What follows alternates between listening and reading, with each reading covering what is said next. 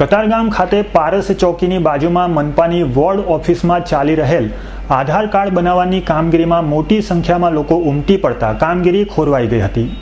કતારગામ ખાતે પારસ ચોકીની બાજુમાં મનપાની વોર્ડ ઓફિસમાં હાલમાં જ ફરી આધાર કાર્ડ બનાવવાની કામગીરી શરૂ થઈ ગઈ છે। જો કે લોકોમાં એવી અફવા હતી કે 2-4 દિવસ માટે જ આધાર કાર્ડ બનાવવાની કામગીરી શરૂ થઈ છે, જેથી મોટી સંખ્યામાં લોકો ઉમટી પડતા કામગીરી ખોરવાઈ ગઈ હતી।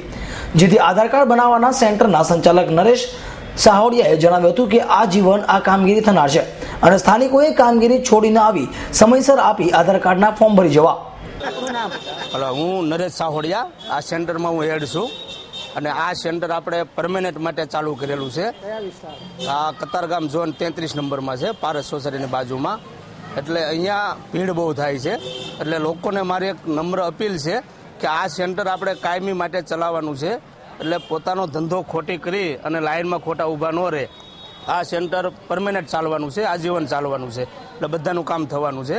અને આધાર કાર્ડ માટે જરૂરી ડોક્યુમેન્ટ 2 વસ્તુ છે। એક આઈડી પ્રૂફમાં પાન કાર્ડ, ચૂંટણી કાર્ડ, ડ્રાઇવિંગ લાયસન્સ અથવા કાસ્ટ સર્ટિફિકેટ, અને એડ્રેસ પ્રૂફ એટલે કે રેસિડન્ટ પ્રૂફમાં લાઇટ બિલ, વેરા બિલ, ગેસ બિલ અને બેંકની પાસબુક। આધાર કાર્ડના જે ફોર્મ હોય છે આ સેન્ટર પરથી જ મળશે? આધાર કાર્ડના ફોર્મ આ સેન્ટર પરથી જ મળશે। અમુક જણાવો છો કે બહારથી વેચાતા પણ ના, કોઈ બહારથી ફોર્મ વેચાવાની જરૂર નથી। અહીંયા બધું ફ્રીમાં મળે છે અને રોજ અમે 150 એનરોલમેન્ટ નીકળે છે, એટલે 150 ફોર્મ વેચીએ છીએ સવારે 11 વાગે। જો કે એવી પણ અફવા ઉડી છે કે બહારથી આધાર કાર્ડના ફોર્મ વેચાતા મળી રહ્યા છે, પરંતુ તેને નરેશ સાવડિયાએ ગેરવાજબી વાત ગણાવી હતી। Bureau report S9 news, Surat.